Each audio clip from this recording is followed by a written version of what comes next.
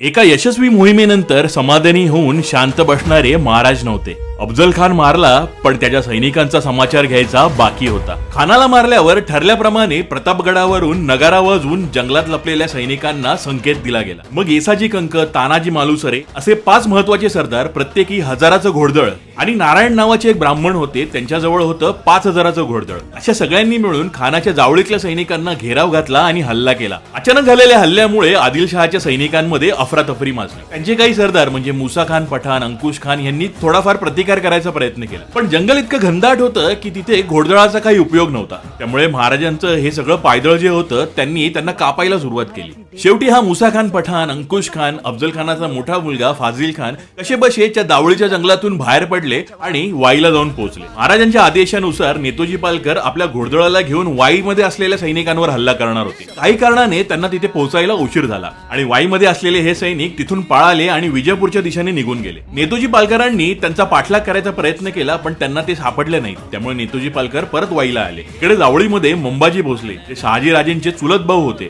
ते आदिलशहाच्या बाजूने आले होते, ते मारले गेले आणि रणदुल्ला खान, राजाजी घाटके आणि अफजल खानाची दुसरी 2 मुलं यांना कैद करण्यात आलं. मग पुढच्या काही महिन्यात मराठ्यांनी पन्हाळागड घेतला, विशाळगड घेतला.